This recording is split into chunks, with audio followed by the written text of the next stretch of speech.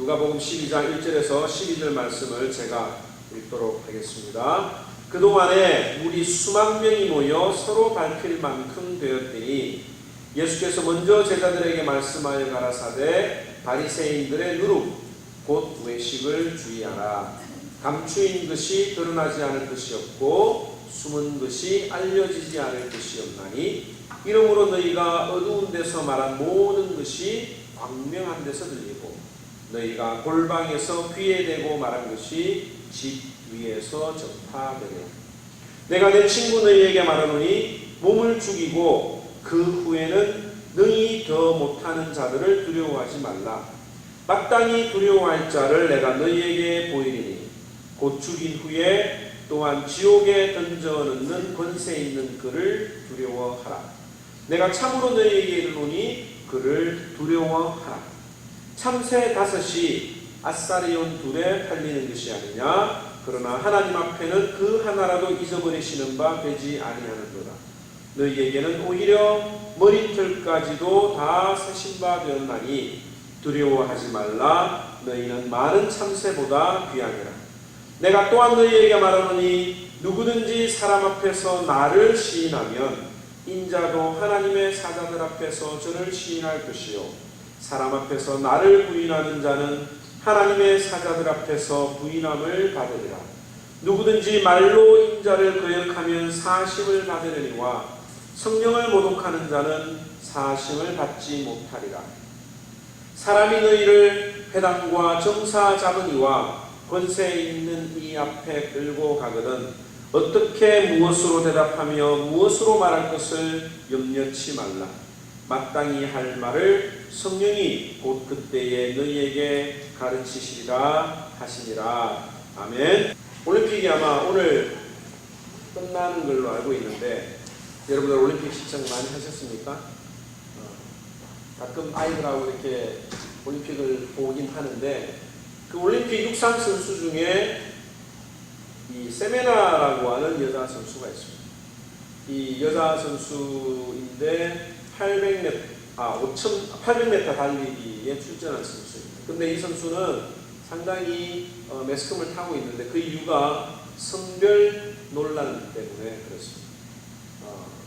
그러니까 그 테스토스테론이라고 하는 수치가 여자들보다도 3배가 더 높은 그런 기준을 가지고 있고 태어나기는 그 성기가 다 자라지 않아서 완전한 남자의 모습을 가지진 않지만 본인이 여자라고 주장을 하고 그래서 여자 선수로 여자 경기에 출전을 한 선수입니다. 물론 몇 년 전에 그 런던 올림픽에서 이 문제로 왈가왈부했다가 메달이 박탈당했었어요. 그러다가 다시 올림픽 중재위원회에서 그것 가지고 여자라고 남자라고 할 수 없다라고 해서 이번에 나와서 상당히 매스컴에 다시 조명을 받았던 선수가 있습니다. 또 CMS에서는 최근에 이번 주인가 아마 그런 것 같아요. 학교 선생님들에게 지침을 내리기를 boys and girls라고 하는 단어를 사용하지 못하도록 했습니다. 남학생, 여학생이라고 하는 단어를 사용하지 못하고 학생들이라고 하는 단어를 사용하도록 하는 그 문서가 지침이 되어서 그것이 논란 중에 있습니다. 여러분들 이 노스캐롤라이나 주지사는 누구예요? 아는 사람 있어요? 네. 패코리죠. 예. 이 패코리는 성전한 자들에게 완벽하게 성전한 수술을 하지 않는 사람에게 화장실을 쓸 수 없도록 그러니까 남자의 모습, 성기를 가지고 여자 화장실에 가거나 여자 샤워장에 들어가지 못하도록 하는 법을 주장을 했습니다. 당연한 일인데 이 일 때문에 이 노스캐롤라이나가 얼마나 많은 타격을 입은 줄 아십니까? NBA 농구 경기가 그 올스타 게임이 내년도에 샬롯에서 치루어지는데 그 올스타 게임이 취소가 취소를 하겠다고 NBA에서 지금 협박을 하고 있습니다. 물론 샬롯 시장은 당연히 그것을 환영하지요. 그러나 주지사와 시장이 지금 대립을 하고 있는 그런 상황에 있습니다. 또 여러분들 페이팔이라고 하는 회사를 아십니까? 페이팔이라고 하는 회사가 이 샬롯 지역에 본사를 짓고 이전하겠다라고 하는 계획을 세웠는데 이 문제 때문에 화장실법 때문에 본사 이전을 취소하겠다라고 하는 신문 기사를 보았습니다. 그로 인해 가지고 이 샬롯 지역이 받을 타격이 약 400억 상당의 금액이라고 이야기를 제가 들은 적이 있습니다. 이렇게 이런 절대적인 진리에 대해서 반대를 하는 사람들이 손해를 보고 있는 반면에 코카콜라나 다른 회사들은, 구글이나 이런 회사들은 이런 동성애자들이나 성전환자들을 지지함으로써 상당히 많은 이익을 취하고 있는 것을 볼 수 있습니다. 그 기업의 이미지가 깨끗한 회사, 젊은 회사, 정말 신세대들을 이해할 수 있는 깨어있는 회사라고 하는 이미지 때문에 무지개 색깔 광고를 하는, 그 무지개 색깔은 차별 없는 모든 소수자들을 다 인정한다라고 하는 그런 의미인데 그런 광고들까지도 하고 있는 것을 볼 수가 있습니다. 정말 예수님을 믿고 믿음으로 살아간다라고 하는 것이 얼마나 어렵고 힘든 일인지 우리가 피부적으로도 느낄 수 있고 경제적으로도 느낄 수 있는 시대를 살아가고 있습니다. 주일날 문을 닫는 믿음을 보기가 참 어려운, 보기 드문 어떤 그런 시대를 살아가고 있고요. 또 성탄절에 손님들에게 크리스마스, 메리 크리스마스라고 하는 그 이야기를 당당하게 할 수 있는 그런 사람들도 보기 힘든 시대를 살아가고 있습니다. 그래도 우리 교회에는 이런 어떤 믿음 있는 분들이 있어요. 그런데 그런 믿음을 가지면서 살아가는 것, 하나님의 말씀대로 성경을 지키면서 살아가는 이 일이 흔들릴 때가 있는데 그때가 언제냐면 매상이 자꾸 떨어지면 주일날 내가 문을 안 열어서 그런가? 라고 생각을 할 수밖에 없는 거예요. 또 내가 내 신앙을 가지고 지키고 살아가는데 사람들이 집단적으로 나를 공격을 하거나 폭력적으로 변한다고 하면 내 주장을 당당하게 펼칠 수가 없습니다. 여러분들 학교에서 또 혹은 인터넷상에서 이런 문제를 가지고 민감한 문제들을 가지고 자신의 신앙을 분명하게 밝힐 수 있는 사람들이 우리 가운데 얼마나 되겠냐. 귀찮아서 그런 사람들과 논쟁을 벌이기 싫어서 안 하는 경우들도 있을 수 있겠지만 그런 사람들의 어떤 그런 공격들이 무섭게 느껴지기 때문에 흔들릴 수밖에 없는 것입니다. 오늘 읽었던 본문의 내용이 바로 그런 내용들 가운데서 출발하고 있는 것을 보면 됩니다. 오늘 본문 1절에 보면 그동안 물이 수만 명이 모여 서로 밟힐 만큼 되었다라고 이야기를 하고 있습니다. 예수님을 따르는 사람들이 수만 명이 되어서 서로 막 밟힐 정도가 되었는데 우리가 생각하면 좋은 일이라고 볼 수 있잖아요. 예수님이 복음을 전가하는데 사람들이 그렇게 많이 왔다라고 하는 것으로만 생각을 할 수도 있는데 이 수많은 무리들 가운데서는 복음을 듣기 위해서 온 사람들도 있었지만 예수님을 대접하기 위해서 온 사람들도 있었다고 하는 점입니다. 11장 53절을 우리가 잠깐 살펴보면 거기서 나오실 때에 서기관과 바리새인들이 거세게 달려들어 여러 가지 일을 따져묻고 그 입에서 나오는 말을 책잡고자 하여 노리고 있더라고 하는 말씀과 연결해서 우리가 생각을 해봐야 됩니다. 이 말씀이 무슨 말입니까? 지난 시간에 우리가 살펴보았죠. 예수님이 한 바리새인의 집에 식사 초대를 받아서 들어갔는데 그곳에서 손을 씻지 않는 이 모습을 보고 그 바리새인이 예수님에게 이야기를 했을 때 예수님은 그 곳에 모인 바리새인들을 책망하는, 바리새인의 위선을 책망하는 그 말씀을 저들에게 전해주셨습니다. 왜 바리새인의 위선이 예수님이 사사건건 자주자주 문제를 일으켜가면서 언급했는가? 그 위선 때문에 복음이 들어가지 않는 것을 예수님이 너무너무 잘 아셨기 때문에 손을 일부러 씻지 않고서라도 그 집에 가서 바리새인의 위선을 지적하시고자 했던 것입니다. 그 이야기를 들으니까 바리새인들이 화가 났죠. 그래서 오늘 여기 보니까 거세게 달려들었다라고 이야기를 하고 있습니다.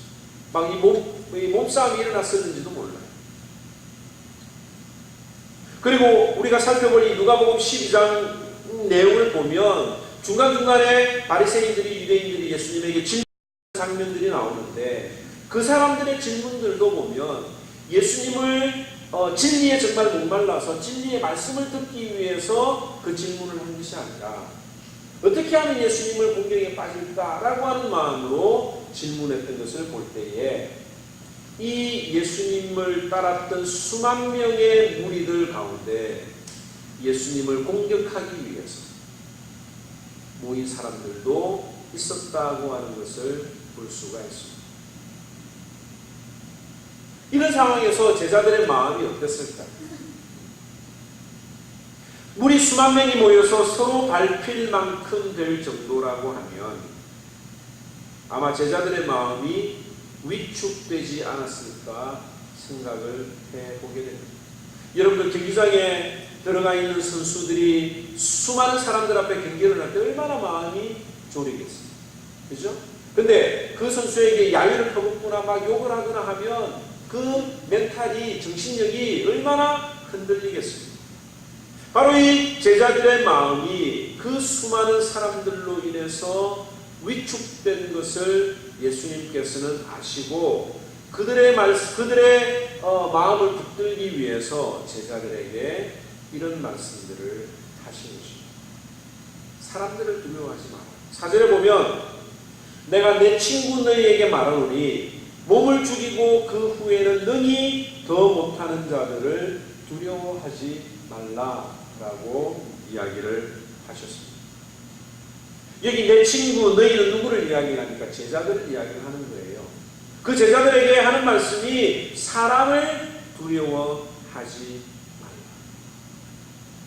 왜 우리는 하나님보다도 사람을 더 무서워할까요? 다른 사람들이 나에게 무슨 말 하는 것에 대해서는 우리가 굉장히 민감하게 생각을 합니다. 그래서 될 수 있으면 다른 사람들에게 피해나 손해를 끼치지 않도록 하기 위해서, 민폐를 끼치지 않기 위해서 우리가 얼마나 조심하는지 몰라요. 그런데 왜 우리는 하나님의 말씀을 자주 잊어버리고 무시하고 살아갈까요? 왜냐하면 하나님이 보이지 않기 때문이죠. 눈에 안 보이니까 무서운 게 없는데. 여러분들, 대통령은 모든 것들을 할 수 있는 강력한 힘을 가지고 있는 사람입니다. 그런데 그 대통령이 무슨 일을 하든지 간에 무슨 말을 하든지 간에 우리가 별로 평상시에는 신경을 안 쓰잖아요. 왜? 안 보이니까. 나머지는 직접적인 그게 없으니까. 그런데 만약에 대통령이 직접적으로 내 앞에 서 있다고 하면 여러분들 마음이 어떨까요? 긴장되고 흥분되고 내가 실수라도 하지 않을까 조심하게 되는 것이 사람들의 마음입니다. 마찬가지로 내가 어떤 나쁜 짓을 해도 하나님이 조용하시고 하나님이 잠잠하신 것 같고, 또 어떻게 보면 너무 잠잠하시니까 하나님이 아예 안 계신 것처럼 생각을 하기 때문에 그 하나님이 별로 무섭게 여겨지지 않는 거예요. 여러분들 자녀들이 부모님이 내가 잘못을 해도 야단을 치지 않고 무슨 일을 해도 다 오케이 한다고 하면 여러분들 정말 꿈에 그리는 부모님이지만 그러면 어떤 일이 일어날까요? 부모님을 무시하고 부모님보다도 부모님을 무서워하지 않는 그런 일들까지 하게 될 것입니다. 그런데 눈에 보이는 사람들은 어떻습니까? 조금이라도 내가 나쁜 말을 하면 책 잡힐까봐 우리가 생각을 하죠. 여러분들 운전을 하다가 보통 우리가 10마일 밑으로 운전을 하는데 과속을 하다가 경찰차가 있으면 어떻게 됩니까? 속도를 낮추잖아요. 왜냐하면 당장 딱지를 끊기 때문에. 그래서 과속을 하다가도 경찰이 보이거나 신호를 받게 되면 내가 언제 그랬느냐는 듯이 속도를 줄이는 것. 이게 바로 위선이라고 하는 것. 왜 우리는 또 보이지 않는 하나님보다는 보이는 사람을 무서워할까요? 하나님보다는 사람을 속이기가 더 쉽기 때문에 그렇습니다. 하나님은 잘 안 속아는 것 같지만 사람들은 우리가 잘 쉽게 속일 수 있으니까 그런 거예요. 어떤 목사님은 이것을 진통제와 수술로 비유를 했습니다. 사람을 속이는 것은, 사람 앞에 경건하게 보이려고 하는 것은 진통제를 넣는 것이다. 우리에게 병이 있어요. 우리에게 병이 있는데 여러분들은 수술 받는 걸 좋아해요? 아니면 약 하나 먹고 낫는 걸 원해요? 아마 모든 사람들이 다 수술을 받지 않고 약 하나 먹는 것을 훨씬 더 좋아할 것입니다. 그런데 약만 먹어서 되는 병도 있지만 약만 먹어서 안 되는 병들이 있잖아요. 그런 병들은 수술을 해야 그리고 도려내야 그것이 치료를 받는 것입니다. 사람에게 경건하게 보이려고 하는 것은 그 속에 깊은 병이 있는데 그 병을 치료하지 않고 진통제만 먹는 것과 같은 것이라고 이야기를 합니다. 그런데 사람들은 이 쉬운 방법을 택하는 거예요. 하나님의 방법대로 살아가는 것보다는 사람의 방법대로 사람에게 잘 보이려고 하는 이것이 쉽기 때문에 하나님을 무서워하지 아니하고 사람을 속이고 사람 앞에 경건해지려고 하는 모습을 취한다고 하는 사실입니다. 우리에게는 누군가가 우리를 지켜보지 않으면 쉽게 가려고 하는 마음이 있습니다. 여러분들 CCTV가 있거나 24시간 동안 카메라가 여러분들을 들이대고 있으면 아마 살기 힘들 거예요. 너무너무 불편할 거예요. 그래서 눈에 보이는 것들을 두려워하고 눈에 보이는 것들을 더 잘하려고 하는 그런 마음들이 있습니다. 그래서 사람들에게 잘 보이려고 하는데 예수님께서는 제자들에게 이런 바리새인들의 외식을 주의하라라고 이야기를 하셨습니다. 왜 바리새인들의 외식을 주의하라고 하셨느냐면 이 바리새인들의 외식은 사람을 두려워하는 것이기 때문에 그렇습니다. 보이는 것을 두려워하기 때문에 나오는 것이 바로 위선이요 외식이라고 하는 것입니다. 왜 우리가 외식을 하고 왜 우리가 다른 사람들을 속이려고 합니까? 사람을 두려워하기 때문에 그런 거예요. 그리고 내가 그 사람들을 속이면 다 오케이 될 줄로 생각을 하는 것입니다.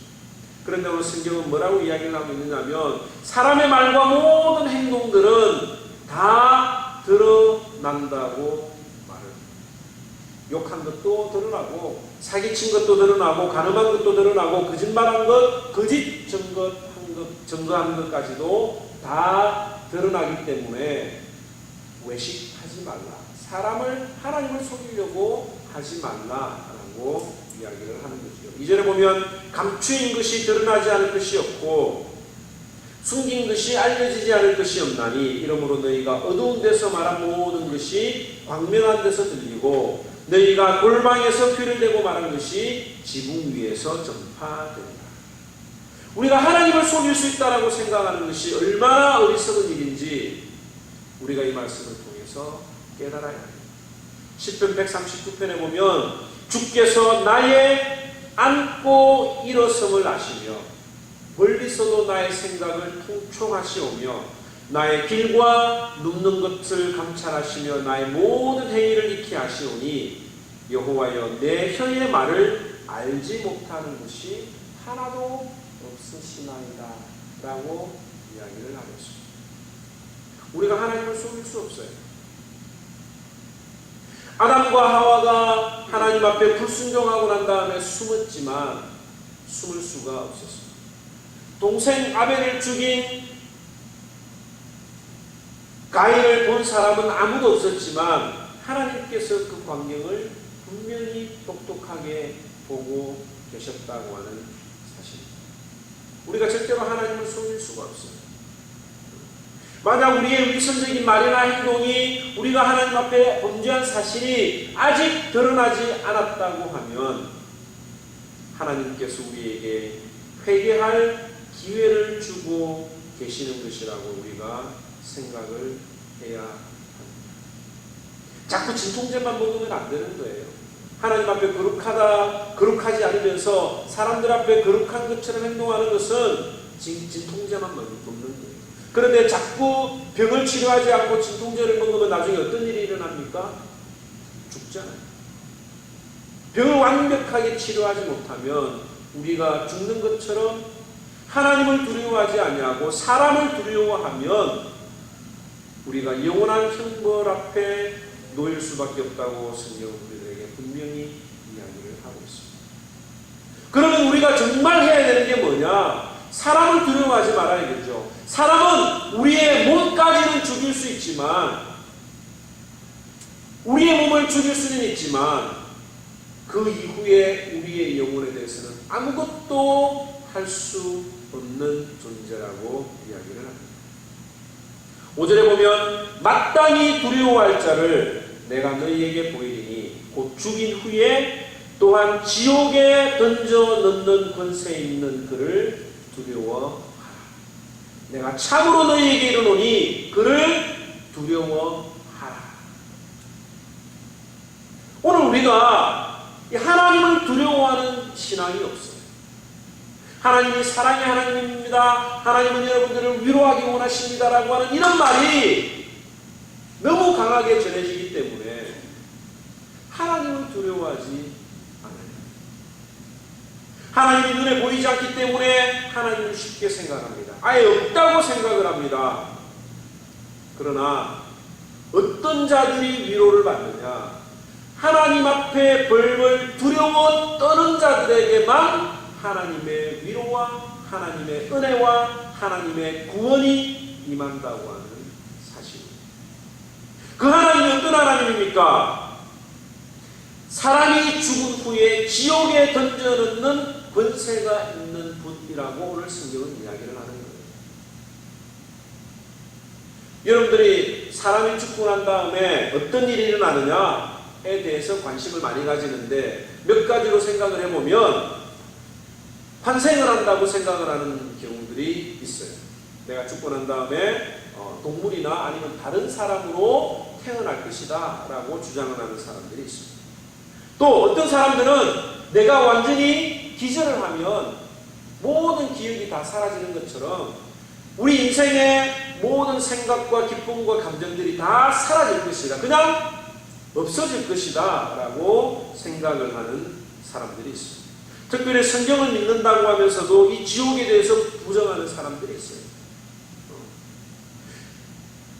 심판이 있고 난 다음에는 죽는 사람들은 그냥 그대로 소멸이 된다. 그 이야기를 하는 거예요. 지옥이 없다고 하는 말이에요.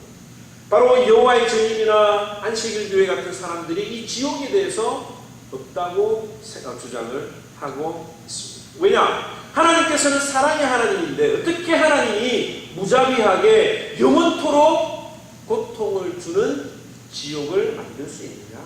예수님이 가르치지 않았다라고 설명을 하고 있습니다.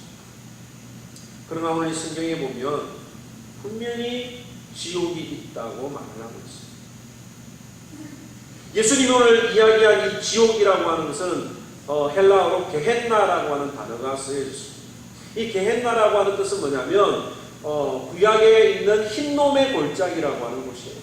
그 흰놈의 골짜기라고 하는 게 뭐냐면 그 예루살렘 동편에 있는데 그 쓰레기를 수거하는 장소가 바로 흰놈의 골짜기였습니다. 구약시대에 이스라엘 백성들이 아하스와 므낫세 왕 때에 사람 자녀들을 아이들을 태워서 몰락이라고 하는 신에게 우상으로 드렸던 불로 태웠던 장소가 바로 흰놈의 골짜기였습니다. 그때 이 아하스 왕이 요시야 왕이 이 이스라엘의 모든 우상을 제거하면서 이곳에 있던 흰놈의 골짜기에 있던 우상의 제단들을 다 파해버렸고 그곳을 불경건하다고 경건하지 못하다고 선언을 해버렸습니다. 그리고 그 이후에 이스라엘의 모든 불경건한 것들, 불결한 것들을 그곳에 갖다 놓고 불에 다 태워버리는 곳이 바로 흰놈의 골짜기였고 그것의 헬라어가 바로 게한나라고 하는 단어로 쓰여졌던 것입니다. 그러니까 다른 말로 이야기하면 이 지옥이라고 하는 것은 처벌을 받는 곳, 심판을 받는 곳, 버려지는 곳이라고 하는 뜻으로 쓰여졌던 것이에요. 뿐만 아니라 성경은 이 게헨나뿐만 아니라 스올이라고 하는 단어, 하데스라고 하는 단어, 아부소스라고 하는 단어, 타르타루스라고 하는 단어 등으로 여러 번 표현이 되었는데 이 모든 단어가 나타내는 말이 바로 지옥이라고 하는 겁니다. 그리고 이 지옥은 어떤 곳인지 분명히 우리들에게 설명을 하고 있습니다.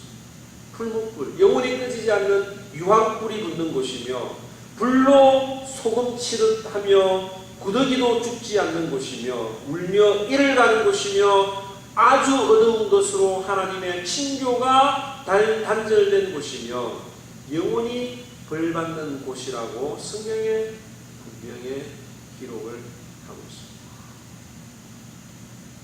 여러분들은 지옥에 대해서 얼마나 심각하게 생각을 해 보았습니까? 그곳에 있는 사람들의 영원한 고통에 대해서 여러분들이 얼마나 상상을 해 보셨습니까? 지옥은 상상 속에 나오는 그런 공간이 아니라 성경이 분명히 말을 하고 있는 현실적인 장소라고 하는 사실입니다. 근데 그 지옥에 누가 보낼 수 있는 권세를 가지고 있느냐? 하나님이 보내신다. 나의 모든 생각, 내 모든 행동을 다 아시는 주님이 지옥으로 보낼 수 있는 권세를 가질 수 있는 분이라고 하면 우리가 마땅히 두려워해야 할 분이 바로 하나님이어야 되지 않겠습니까? 하나님께서 우리의 모든 것들을 다 아시는데 우리가 그 하나님 앞에서 외식해야 될 이유가 무엇이 있습니까? 제자들을 둘러싼 군중들을 예수님께서는 무서워하지 말고 사람들을 무서워하지 말고 정말 너희들이 무서워해야 되는 존재는 하나님이라고 하는 사실을 우리에게 알려주셨습니다. 그런데 하나님께서는 우리가 진심으로 하나님을 두려워하는지 두려워하지 않은지까지도 다 아시는 분이에요. 만약 우리가 정말 하나님을 두려워하는 분으로 믿고 있다고 하면 정말 하나님을 지옥에 보낼 권세를 가진 분으로 우리가 믿고 있다고 하면 그런 사람들은 하나님을 두려워하지 않아도 된다고 하는 사실입니다. 왜냐하면 하나님은 그런 자들을 하나도 잊어버리지 아니하시고 기억하시는 분이라고 6절에 이야기를 하고 있습니다. 참새 5마리가 2 아사리온에 팔리는 것이 아니냐. 그러나 하나님 앞에는 그 하나도 잊어버리시는 바 되지 아니하는도다. 너희에게는 심지어 머리털까지도 다 세신 바 되었나니 두려워하지 말라. 너희는 많은 참새보다도 더 귀하니라. 누가 하나님을 두려워하지 않을 수가 있느냐? 하나님을 진정으로 두려워하는 사람. 하나님 앞에서 외식하지 아니하는 자들은 하나님을 두려워하지 않아도 된다고 이야기를 하고 있습니다. 왜 이 참새 5마리를 이야기를 했느냐면 그때 당시에 가장 쉽게 구할 수 있는 음식이 바로 먹을 수 있는 게 바로 참새였어요. 이 참새의 가격은 5마리에 얼마라고요? 2 아사리온이었습니다. 그러니까 한 아사리온에 참새 2마리예요. 그런데 왜 5마리를 줬느냐면 buy 4 get 1 free가 되는 거예요. 네. 그러니까 참새 2마리 사면 하나를 더 끼워주는 정도로 흔하게 사용이 되었던 음식물이었습니다. 이 아사리온이라고 하는 건 뭐냐면 하루 일당의 16분의 1에 해당되는 가치의 금액입니다. 그러니까 오늘날 10만 원을 하루 일당으로 생각을 하면 한 6천 원 정도가 되는 금액이 바로 한 아사리온 정도가 되는 겁니다. 하나님께서는 흔하게 사용되는 이 참새, 흔하게 볼 수 있는 참새도 기억을 하시는데 하물며 하나님을 두려워하는 우리들을 그냥 두시겠는가? 라고 이야기를 하고 계십니다. 뿐만 아니라 하나님은 우리의 머리털까지도 다 세고 계시는 분인데 그 하나님이 우리를 그냥 두시겠느냐라고 하는 말. 무엇 때문에 우리가 힘들어하고 어디서 마음의 상처를 받았는지 또 내가 해결하지 못하는 어려움이 무엇인지 모든 것들을 다 아시는 분이 바로 하나님이라고 하는 사실입니다. 우리가 그 하나님을 많은 사람들 앞에서 시인하고 많은 사람들 앞에서 고백을 하면 그 하나님이 우리를 알아주시고 우리를 붙들어 주시고 우리를 책임져 주신다고 오늘 8절에 우리들에게 약속을 하고 있지 않습니다. 내가 또한 너희들에게 말하노니 누구든지 사람 앞에서 나를 시인하면 인자동 사자들 앞에서 그를 시인할 것이요 사람 앞에서 나를 부인하는 자는 하나님의 사자들 앞에서 부인을 당한다. 어떤 자들이 하나님을 두려워하지 않을 수 있습니까? 하나님을 사람들 앞에서 시인하는 자들. 어떤 자들이 하나님을 두려워해야 합니까? 하나님을 사람들 앞에서 부인하는 자들. 바로 그런 자들이 하나님 앞에 지옥으로 갈 수밖에 없는 자들이죠. 여러분들 올림픽에 나간 국가대표 선수들이 자기 나라의 태극기를 국기를 부끄러워하거나 창피해한다고 하면 여러분들 그 국가대표를 바라볼 때 우리는 어떤 마음을 가지겠습니까? 우리도 마찬가지예요. 우리는 이민자의 삶을 살아가고 있습니다. 우리가 미국에서 살아가고 있지만 우리의 몸에는 우리의 혈통에는 한국인이라고 하는 그 피가 흐르고 있는 거예요. 이 사춘기 아이들은 이 사실을 부끄러워하죠. 그래서 자기들은 한국말도 안 하려고 그러고 미국인이라고 이야기를 하다가도 나중에 시간이 지나고 나면 내가 한국인이구나라고 하는 사실을 뒤늦게 깨닫는 경우들을 많이 볼 수가 있습니다. 우리가 이 땅에 살아가지만 이 땅의 시민으로 이 땅의 백성으로 살아가지만 우리가 하나님 나라의 시민이라고 하는 사실을 깨달아야 되고 하나님의 자녀라고 하는 사실을 더 귀하게 여기는 사람이 하나님께서 시인하고 인정해 주신다고 하는 사실. 여러분들은 하나님의 자녀인 것이 자랑스러우십니까? 하나님의 자녀인 것이 자랑스럽지 않는 이유는 2가지일 것입니다. 하나는 내가 하나님의 자녀답게 살아가지 못해서 부끄러워서 미안해서 그렇다고 말할 수도 있고 또 하나는 하나님의 자녀임을 알리면서 생활하는 것이 불편하고 손해보기 때문에 두려워서 하나님의 자녀로 살아가는 것을 밝히지 않고 살아가기 때문입니다. 11절에 보면 사람이 너희를 회당이나 위정자나 권세 있는 자 앞에 끌고 가거든 이라고 이야기를 하고 있죠. 왜 사람들이 신자들을 회당과 권세 잡은 자 앞으로 끌고 갑니다? 왜 예수님께서 이야기를 하셨습니까?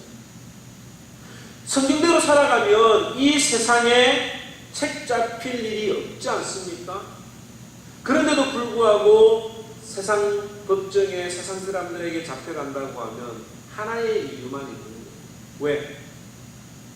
세상 사람들의 편에서 보면 배반자가 되기 때문에 그렇습니다.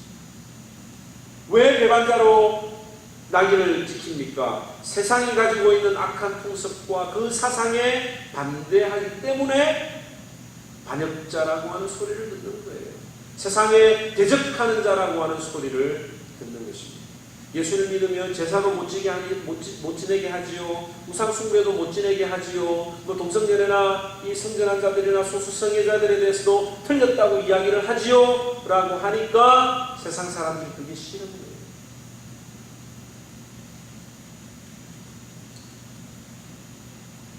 정치적인 인물들을 이야기를 하는 것을 별로 안 좋아하는데 제주지사의 원희룡이라고 하는 지사가 있다고 합니다. 저는 그분이 어떤 분인지는 잘 몰라요. 정치에 별로 관심도 없고, 그러나 다른 건 몰라도 그분의 평상시 뭐 행적이나 이런 부분들은 좀 더 연구를 하고 지켜봐야 되는 문제지만, 이 한라산에서 제주도지사로서 한라산에서 그 산신제를 지내는 전통이 있다고 합니다. 그런데 도지사로서 산신제에 참석을 안 할 수는 없었다고 해요. 왜? 문화적인 행사이기 때문에. 그러나 도지사가 대표로 그 산신제에 가장 먼저 절을 해야 되는 예식이 있는데, 이 분이 나는 기독교인이기 때문에 우상에게 절할 수 없습니다 라고 이야기를 하고 부지사에게 그 일을 맡겼다고 하는 기사를 최근에 읽은 적이 있습니다. 만약 이분이 다음에도 도지사로 당선이 되려고 하면 사람의 민심을 읽어야 되잖아요. 사람의 그 표심을 읽지 않으려면 자신의 믿음보다도 사람들을 두려워하고 그 일을 해야 되는 것이 당연한 일인데, 이 도지사는 자신의 신앙에 따라 그것을 거절했다고 하는 사실입니다. 그랬더니 사람들의 반응이 어떻을까요? 심판을 하는 거예요. 다음에 저 사람 도지사로 찍어주면 안 되겠다.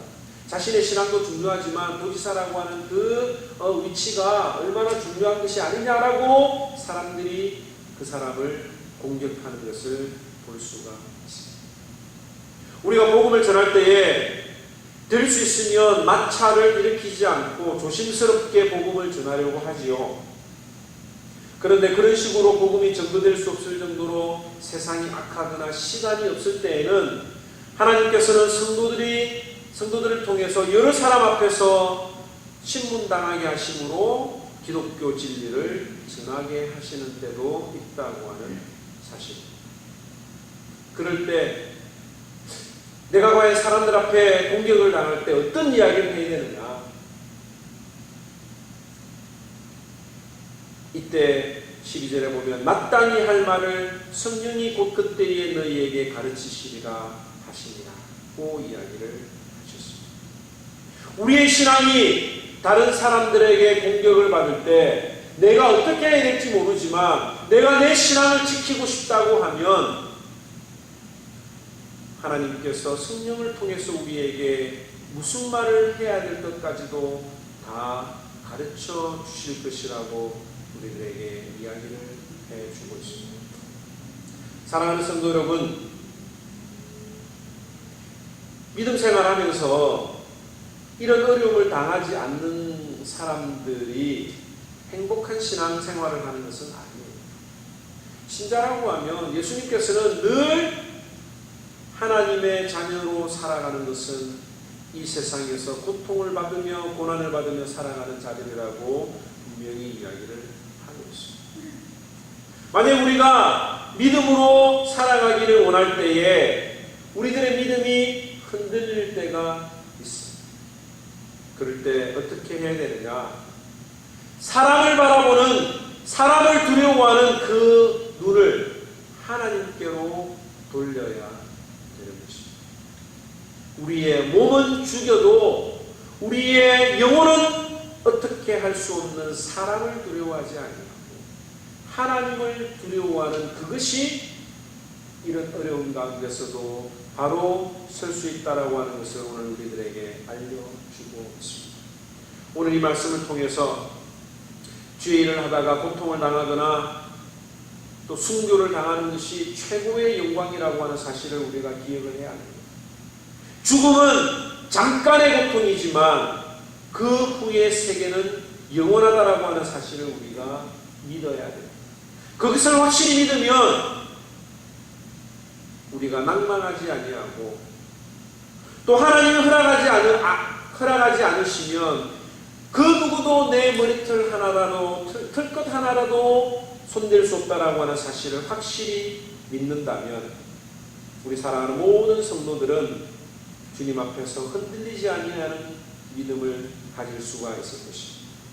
이 믿음을 소유하고 그 믿음대로 사람 눈치를 보지 아니하고 하나님 앞에 정직하게 주의 일들을 감당하는 저와 여러분들이 되기를 주님의 이름으로 축원합니다. 기도하겠습니다.